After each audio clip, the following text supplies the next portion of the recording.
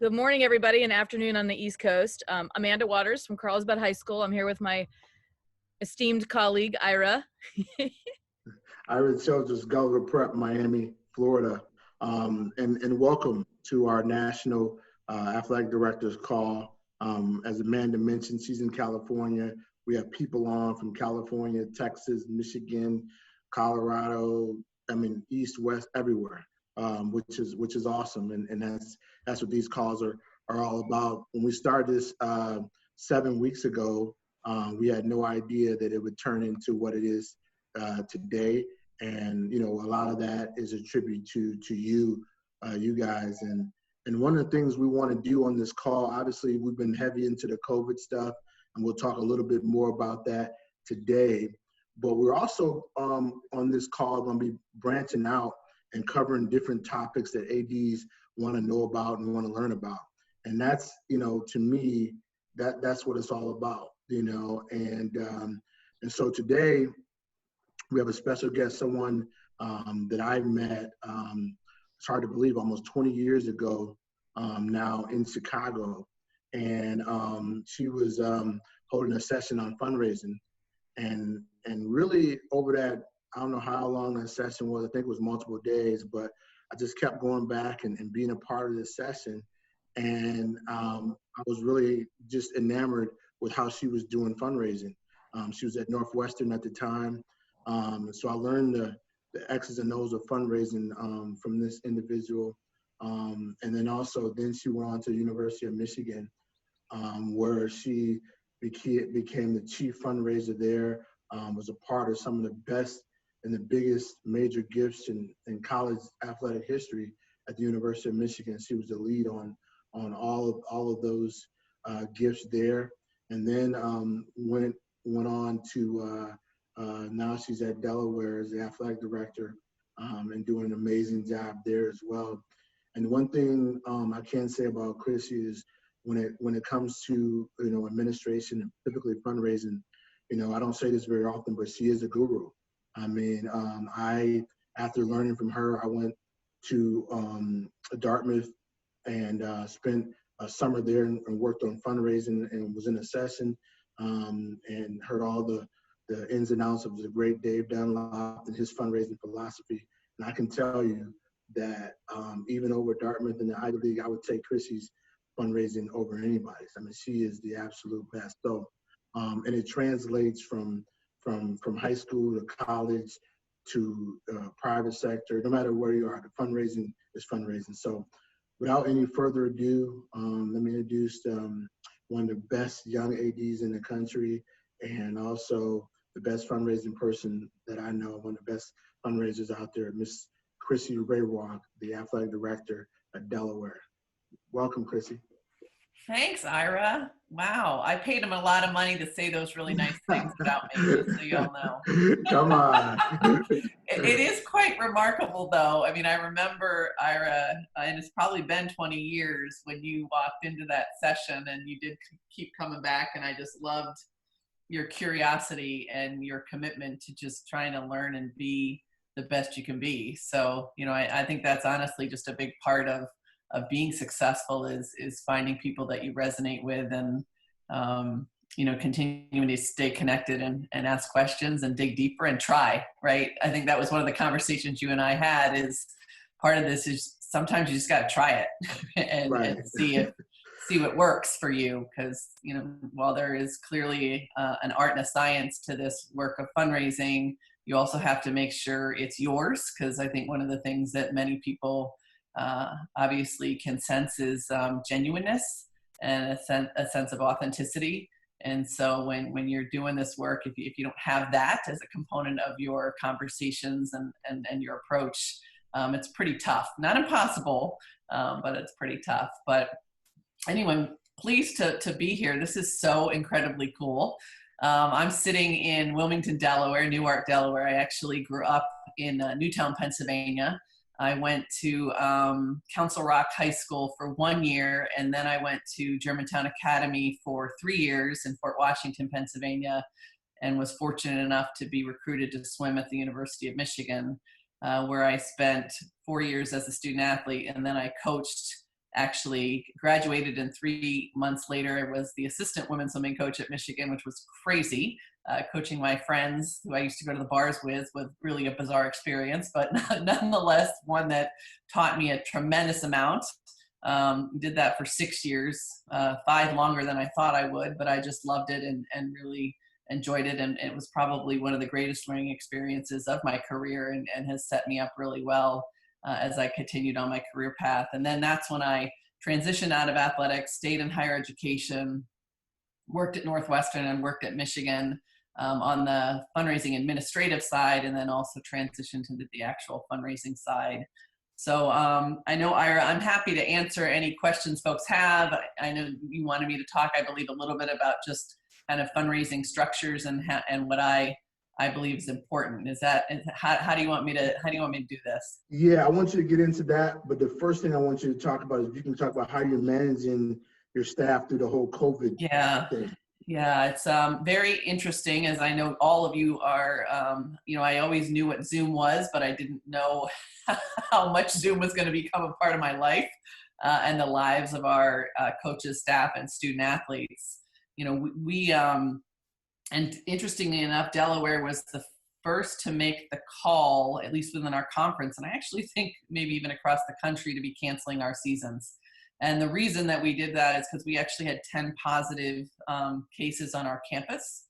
And so we had to make that decision really quickly. I mean, Louisville, the women's Louisville lacrosse team was about an hour away from stepping on the field to play our Blue Hens, and we had to call the game. And we transitioned really quickly from literally within like 12 hours to we're going to play games with no fans to we're not playing any games at all. So that was 8 weeks ago, and it's been an incredibly interesting and crazy time since then. I'd say we're keeping as much normalcy as possible. We're maintaining all of our meetings utilizing Zoom with our staff and our coaches. I'm also obviously being incredibly transparent and communicative with them. Every chance I get, they all know that they can come to me and ask me questions. We're going through a process right now, as you can imagine, as I'm sure many of you, is looking at budgets and trying to understand, what do we actually have available to us, particularly in this next calendar year. And those are all conversations that we are involving everybody. We have 4 project groups that we've gotten together, and one of them is focused on finances. And what are the things that we can do collectively as a department to help us in managing those budgets? So, my leadership style tends to be incredibly collaborative and to involve the people that this is ultimately going to have an impact on because, they're the ones that are doing that day-to-day work. And I want them to be at the table with me. I mean, I fully recognize that I'm the one that's ultimately responsible for making the decision, and I don't shy away from that by any means. But I know that I'm going to make a better decision when I have the folks that are doing that work on a daily basis participating in it with me. For our student athletes, I mean, this has probably been one of the most difficult things for us. I mean, we all are in this world because of our relationships and the experiences that we get to have with our student athletes. And, our coaches, I give them a ton of credit. They have also been very similarly to what I've just described, very disciplined in how they work and connect with their student athletes. They're maintaining a lot of those same things. And this obviously depends on what season our sports are in. I think the most tricky, honestly, is the spring sports, because right now they would be playing. So, what are they going to be doing right now? So they're just spending a lot of time connecting and making sure that they know what's going on. The football folks, I mean, they are very disciplined. I think that's just the sport maybe in general, but they're in team meetings and they're reviewing films, and so they're doing a lot of those things as well. We've sent home workout packets for them to be doing. The interesting thing, as you can imagine, is many of our student athletes, they don't have access to things at home that they have access to here in Newark. So that's been a challenge that we've worked through. We actually just sent about 175 resistant bands out to folks that didn't have any access to any weight room or anything available to them from a strength perspective. So, just staying in touch with them, Ira, has been the biggest thing, and just being open. I just sent a communication to parents and families as well, making sure they're aware of all the resources that our students have available to them. And, any email or call I get, I return, and I communicate right back as quickly as I can. And sometimes they ask me questions that I don't know answers to, and I just tell them that I don't know. And as soon as I do, I'll be sure to let you know. I think that we all know this about communication, especially in crisis. I think in general, but especially in crisis, they'll fill the void with something. If you don't communicate to them, and even if it's, I don't know, they will fill it. And usually the story they tell themselves is not a good one. So we're way better off communicating in the most transparent of ways. Again, even if you don't know the answer, to keep people as calm as we possibly can in the moment we're in. I think the final message that I would share with you that we've shared with our student athletes and our coaches is that, we got to control what we can control. We're going to focus in on what can we be doing over this period of time to be better? How can we come out of this being smarter? How can we come out of this more efficient and effective? How do we leverage this time to do all the things that I've just described? And, I think our folks have really owned that. One of the things that's been really neat is that a lot of their different sports associations have put some great professional development opportunities out there.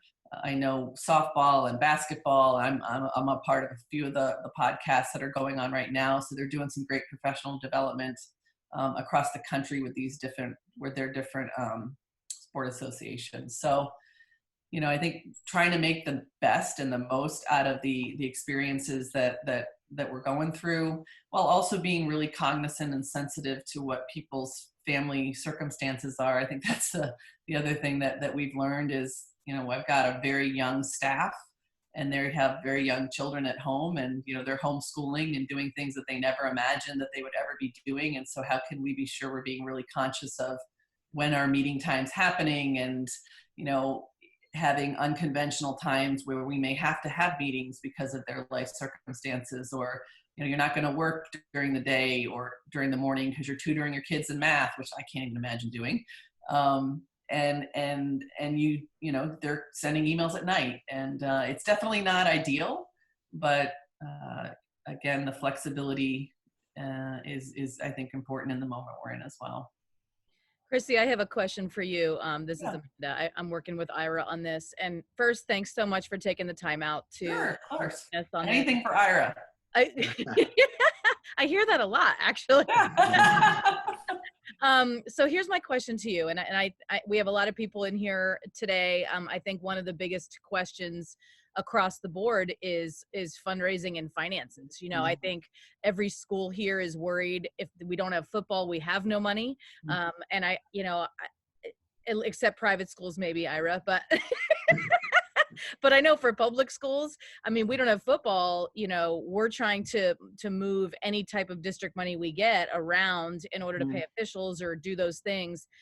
What's your biggest advice with so many teams? And you don't want to overwhelm businesses in this, in this economy either with what's happening. So what's your advice with that?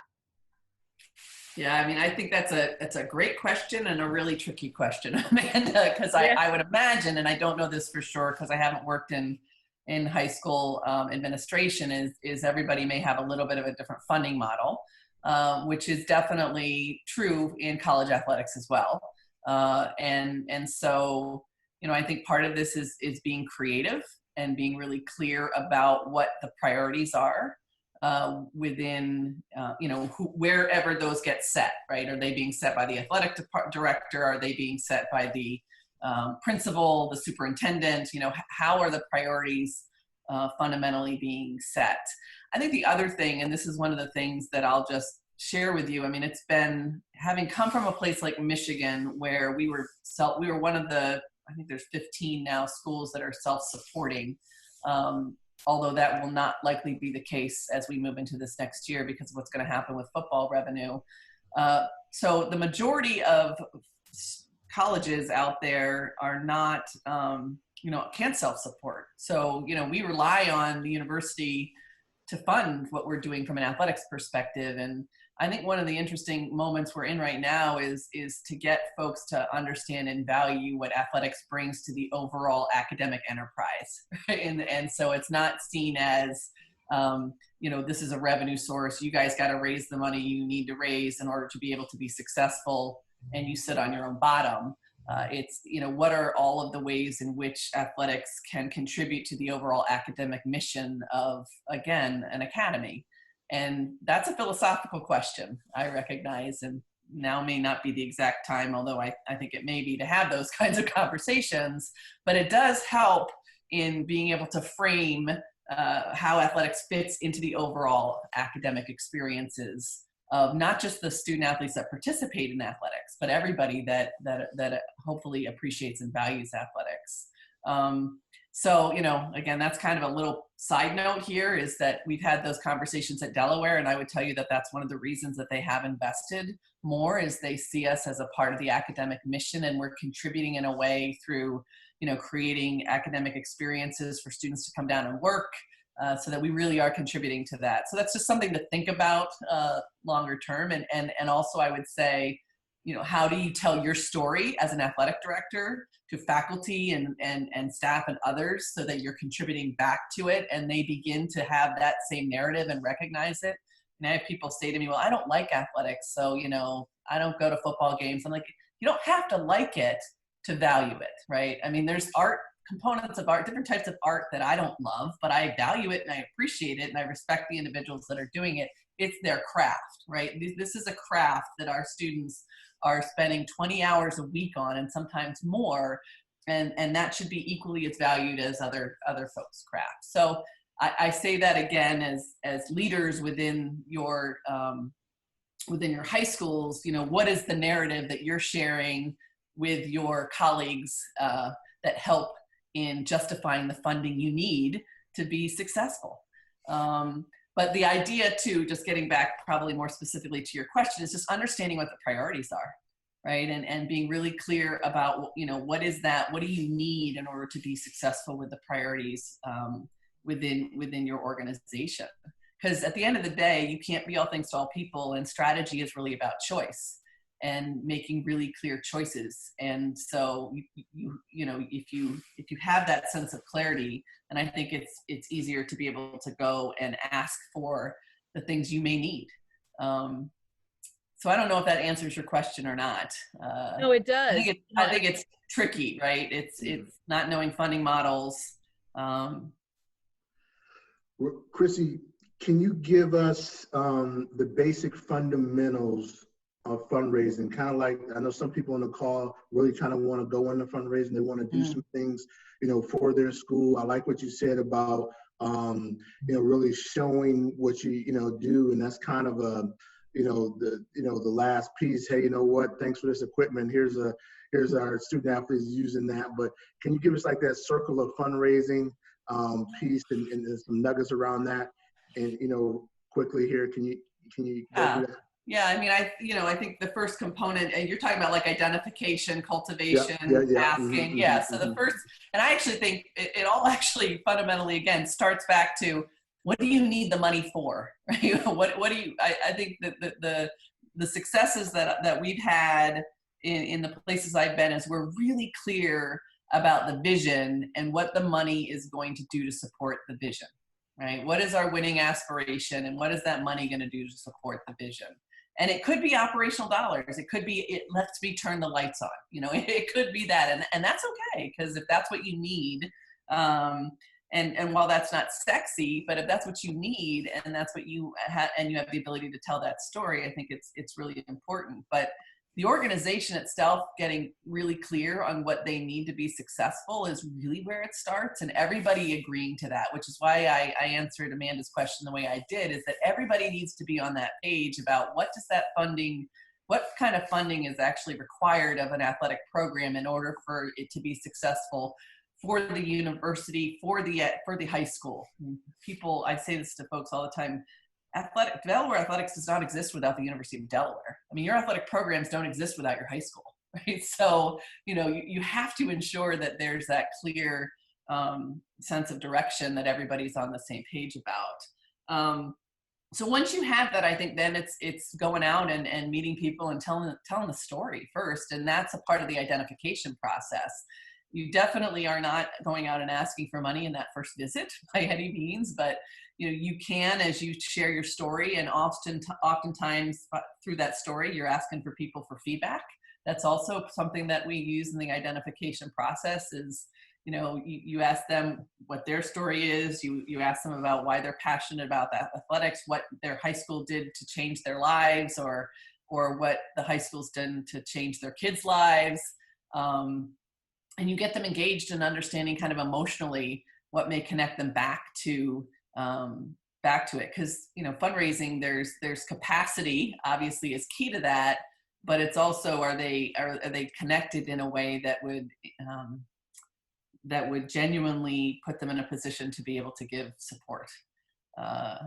And I think you start with that identification process. If they have inclination to provide and they want to continue on with that conversation, I think that's when you start the cultivation. That can take, depending on the amount of money you're asking for, and that obviously that varies. It's all relative in my mind. I know that I had the privilege of being able to work with Steve Ross at Michigan and ask him for $100 million. But to be very honest, I've also asked people for $10,000, and it's the same kind of conversation. I know that sounds really weird, but it's the same process and it's the same kind of conversation. I still had to create a vision. I had to cultivate them. I had to develop that relationship. And I had to make them really feel like, they were connected back, and we needed their support in order for us to be successful. I think once somebody makes a gift, I actually feel like, the work is never done in this process. You have to continue to keep them engaged, and ideally really think creatively about how to keep them engaged. They give to people give to people. I'm sure you've heard that. That's very cliche, I know, but it's real. And specifically, I think the ability that we have with our student athletes, I can't tell you how many times donors have said thank you to us after they give a gift and they meet the student athlete or the coach or the program that their money directly impacted. I've had donors cry with the joy that they feel in knowing that they had the opportunity to impact other young people's lives. And then it's a cycle, right? You come back around to it, and if you're continuing the work that you're doing, there's likely another opportunity that you have to engage them and to ask them again. The really cool thing is that usually after the first cycle you go through, if you've done it well, they're saying to you, how can I help you? What do you need now? How can we ensure that we're continuing on with that success? But it's a constant process. It's one you really have to enjoy, I believe anyway. And I think the other thing is really also taking the lead of the donors themselves. I've had conversations and particularly ones, like I was on the phone yesterday with a gentleman that was very high up in IMG. He played football at Delaware. 10 years ago, he hadn't had really a relationship for 40 years. No one had contacted him for 40 years, except probably through Telefund or something. The president of the university 10 years ago, I was not here and our current president wasn't here, knew he was high up at IMG. He had a lot of capacity and went and hadn't met him ever before really, and went and asked him for $1 million gift. So talk about damage. He wouldn't respond to anybody after that. He basically told the guy to get out. This is not the way you do that kind of work. When I came in 4 years ago, people said, this is a gentleman you should get to know, and very smart, and wouldn't return for 3 years. He would not return any of my calls or any of my emails. And I just kept at it. And part of this, honestly, and this is kind of me because I'm a little sick, is I don't want any alum to ever feel that way about their alma mater. Like, shame on us, right? And granted, they have a role in that relationship, but part of the challenge for me is I want him to come back and feel how he felt about Delaware when he was a student. And, that's my responsibility to give him the opportunity to be able to do that. Now, he obviously has to want to engage. And yesterday we spent an hour on the phone together, and he said, well, what do you want? I said, I just want to know you. I want you. I want to know your story. I want to understand who you are, what motivates you, why you love Delaware, what frustrated you. And at the end, I said, so how do you want to continue on with this conversation? I mean, I'd love for you to stay involved. You're smart. And I said, this has nothing to do with money. This has nothing to do with money. This has to do with, I think that there's a lot you can add value to in many other ways. And I don't want you to feel bad about the place you went to school. Like, that's wrong. That is wrong, wrong, wrong. So, I think that's also a part of like our responsibility is we have a privilege to be that connector.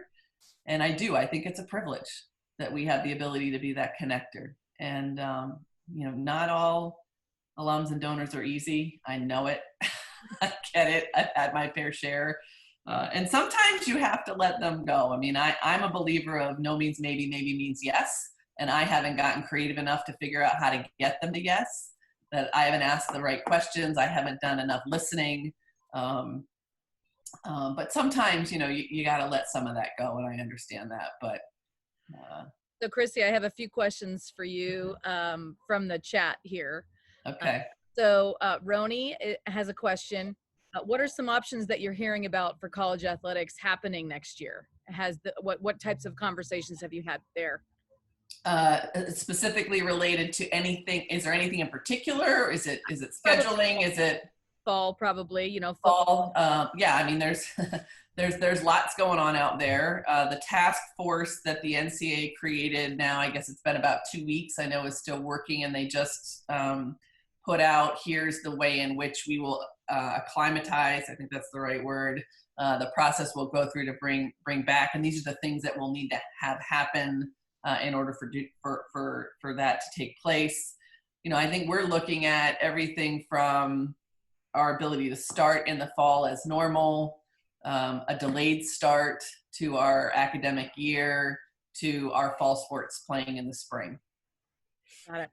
Okay. Honestly, and so all of those are on the table. I think, where you live and the state you live in is obviously going to dictate some of this for us. We are also, the other thing I would say on top of what I've just described is we are also looking at ways to save money on travel. So our non-conference play has oftentimes been on, you sometimes get on a plane to do that, or you stay overnight. We're going to eliminate as much of that as possible in this year. And even within our conference scheduling, we're trying to put it into pods where you're really only going to be on buses and you're not going to be on overnight stays. So we're minimizing that as much as possible. We're getting that similar. I know high school wide, we're talking the same. Yeah. The next one is, you mentioned you have 4 project groups. You mentioned finance is one of them. What are the other 3? So one of them is finance and budget. One is staffing. So just to share a little bit more about that, as you can imagine, we have staff that are incredibly dependent on student athletes being there in order to do the work, like athletic trainers, for example. And so how we're doing kind of job sharing or talent sharing, I would call it. So there may be specific projects that the business office is working on that somebody in the athletic training space has some skill sets that can help and participate in that project. So it's almost like a job sharing, talent sharing effort. And we're in a hiring freeze. So there's about 13 jobs, I think, that we are not able to fill. Some we don't need. Some of them were, right now anyway, they were marketing jobs. So if we don't have a game to put on, then there's nothing for them to do. But some are ongoing work. And so we have identified people within the organization that can help fill those roles while they're currently not doing anything, if you will, or doing the same kinds of things. They're still checking in with student athletes, but it's just not hands-on. The other is events and game operations. So we actually have here at Delaware, have 2 ice rinks a basketball arena, a football stadium. I oversee recreation. So we host a lot of things here. So what does that look like as we bring things back onto our campus? And then the last one is bringing our fall sports back and our student athletes back as well. And what does that look like? Okay, great. The other one is, go ahead, Ira. No, go ahead. Last question that I have here. So obviously most of us had sponsors for the spring season. And because those seasons didn't happen, the question is, obviously they donated to have that sponsored. The season didn't happen. I know for me, I'm just going to let it go the next year, not ask for another one and give them what they want or give them what they would have had this year. What's your thought on that as far as spring donations and going into next spring?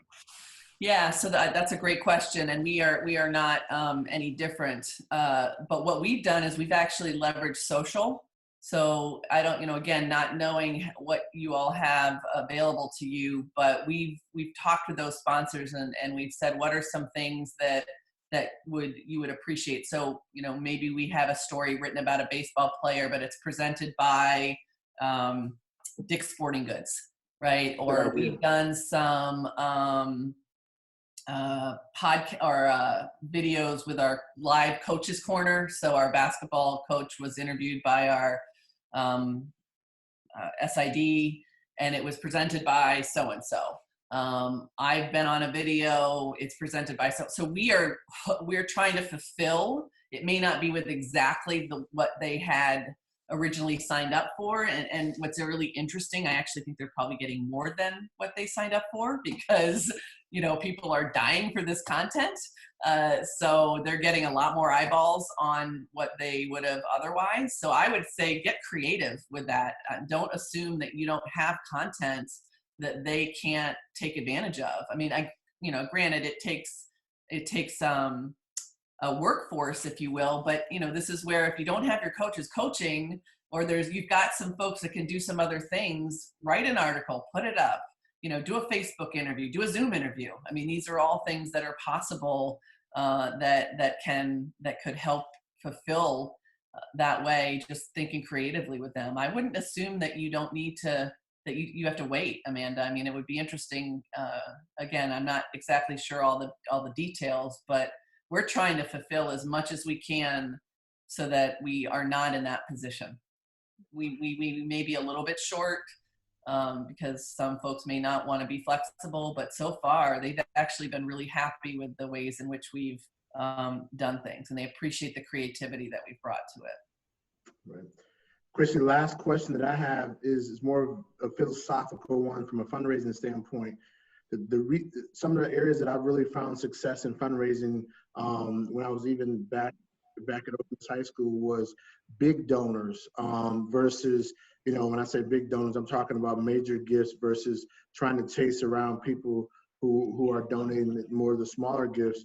And so I really started to focus on that, and that really, paid dividends into raising lots and lots of money.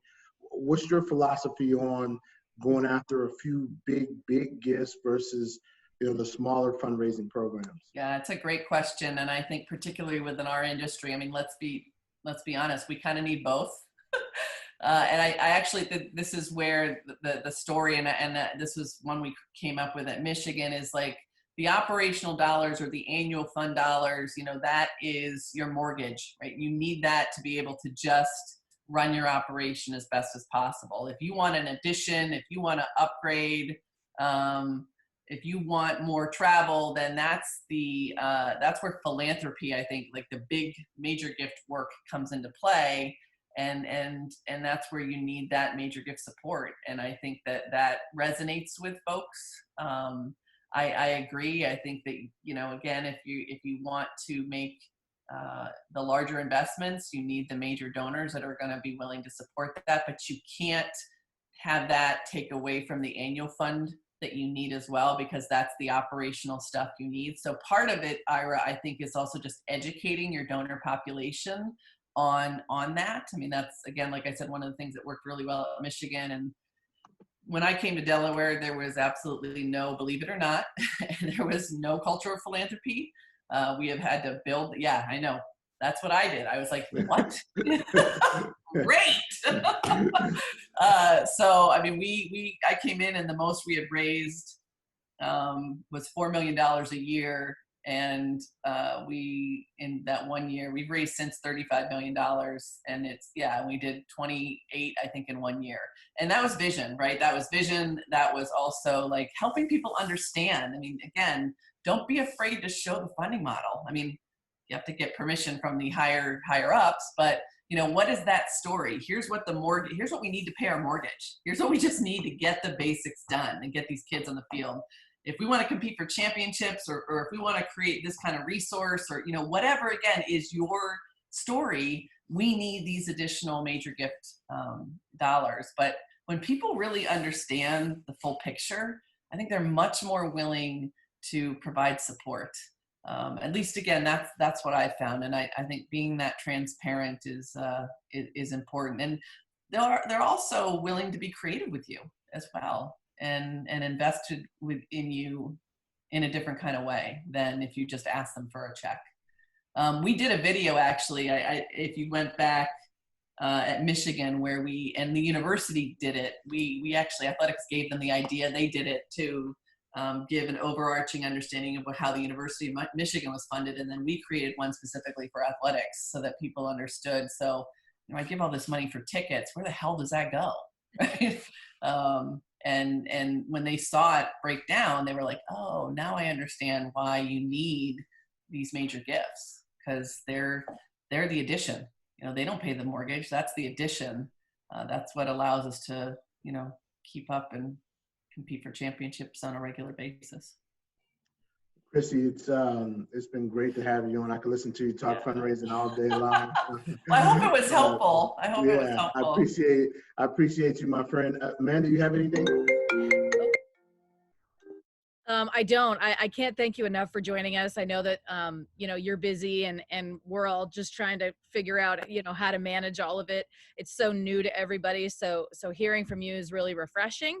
And I hopefully they got some great ideas and some definite things. So thank you so much for taking your time. Yeah, absolutely. And thank you for all you guys are doing. Obviously, high school athletics is critically important to us and our ability to be successful as well. So keep doing what you're doing. And Ira, feel free to share my email address in case anybody has any questions or if there's anything else I can do to help support you all. So again, appreciate all you guys are doing as well. Take care. Thanks, Chrissi. All right, take care. Yep. Bye-bye.